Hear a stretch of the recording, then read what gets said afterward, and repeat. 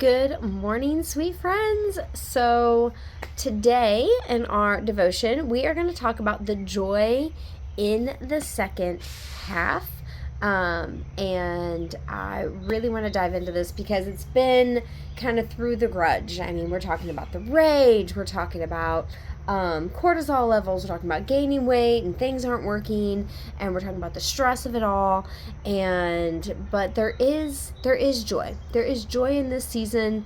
There is joy coming. So I wanted to give you a little hope today. So our scripture, we're going back to Joel, that same scripture talking about the locusts. I will restore you, or I will restore the, try this again. I will restore to you the years that the swarming locust has eaten. Again, you feel like the swarming locusts are taking everything from you right now, and you have nothing left, but there is hope. So hope, wisdom, freedom, legacy. That's what we're all going to dive into.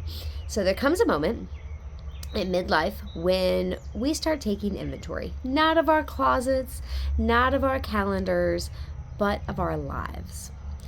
We look back and we see the years we spent raising children and caring for family members, building careers, supporting spouses, serving at church, carrying the responsibilities that often went unnoticed. Some look back with gratitude, others look back with grief. Many feel both. Perhaps there were dreams that were never materialized, business ideas that were never launched, degrees that were never completed, trips not taken, friendships that were lost, marriages that ended, health struggles that stole precious, precious time, years we spent surviving instead of thriving, and believing that everyone else's needs matter more than your own. As women enter perimenopause and menopause, our reflections intensify. Hormonal shifts have a way of bringing deeper questions to the surface. What have I done with my life? Did I miss my opportunity? Is it too late to start now? Have my best years already passed? And often in this world, the answer would be yes, but not to God.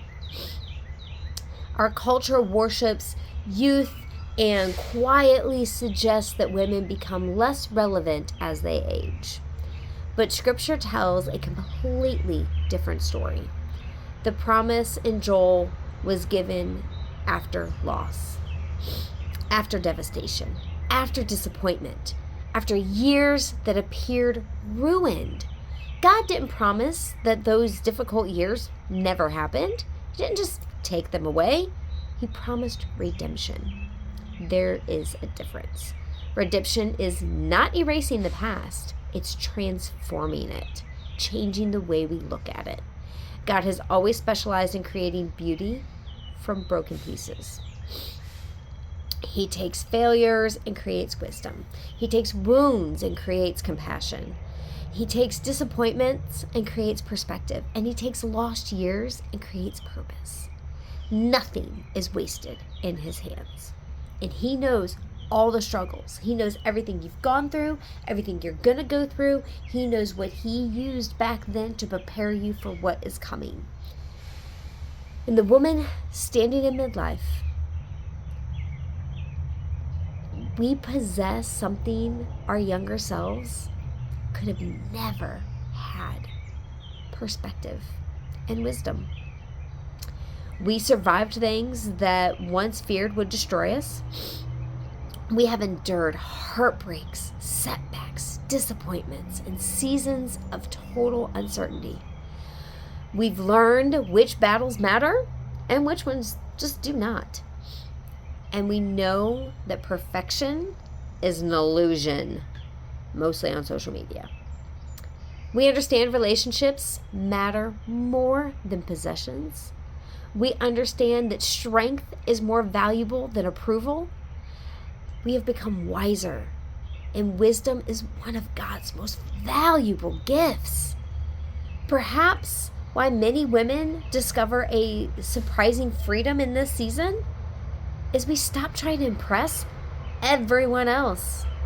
We stop chasing impossible standards. We stop apologizing for just taking up space or trying to make ourselves so small. The freedom that emerges in midlife is not rebellion, it's clarity. Although I do like a little rebellion. For the first time in years, we begin living from conviction rather than obligation.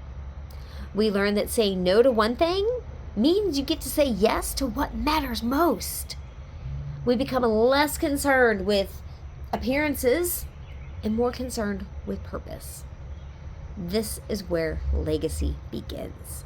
Legacy is not about wealth, status, or accomplishments. Legacy is what remains of the lives that you have influenced. Encouragement you offered, wisdom you shared, faith you modeled, children you raised, prayers you prayed over friends.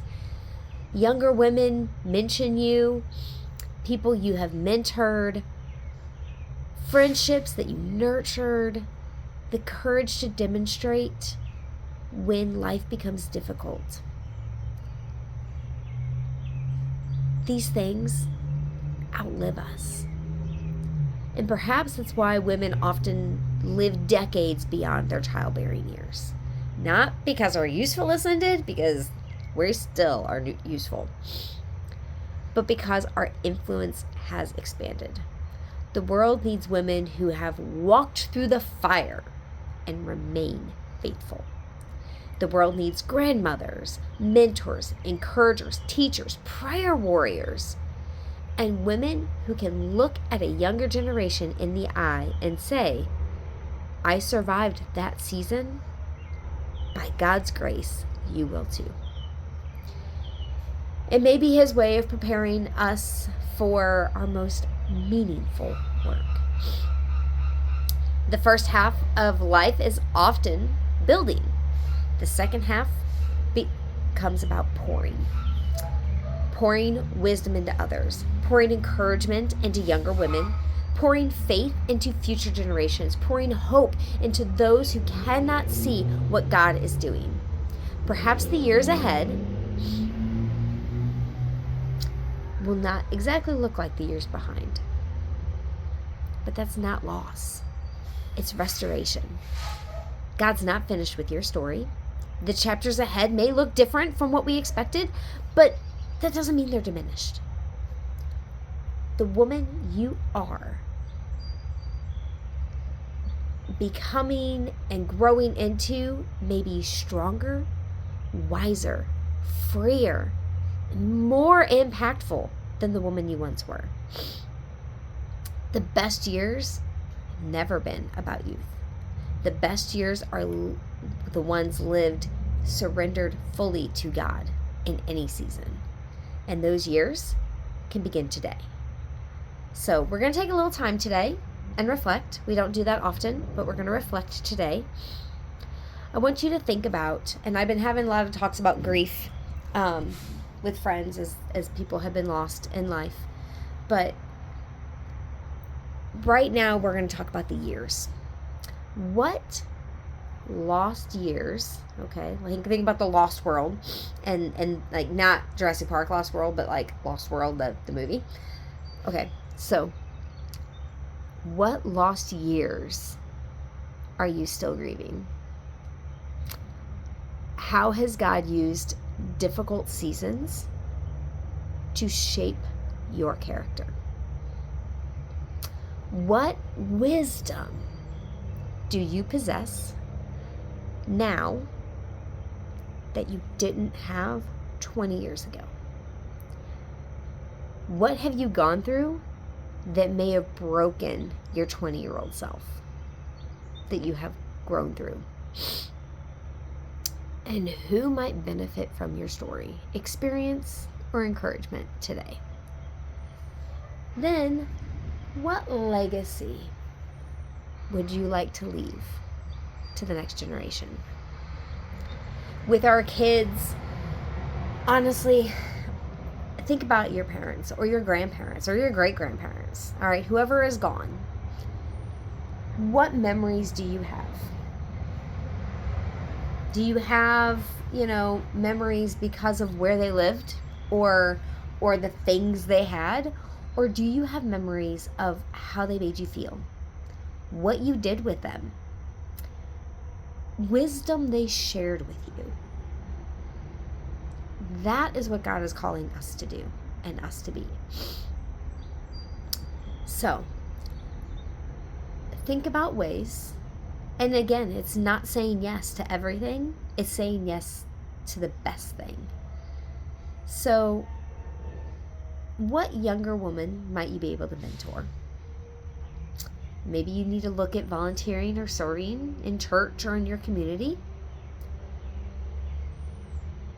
What new passions are you hoping to get into as the children leave and as you become an empty nester? What passion have you been putting off because you just don't got time for it that you're excited about? Make sure you are strength training for longevity and independence. I cannot stress that enough. No joke. Okay, you heard me talk about these studies coming out, and I have them to back up. So if you have a question about one, I will gladly send you the study. But the newest study shows that women that start strength training stave off dementia by at least 10 years. Start strength training.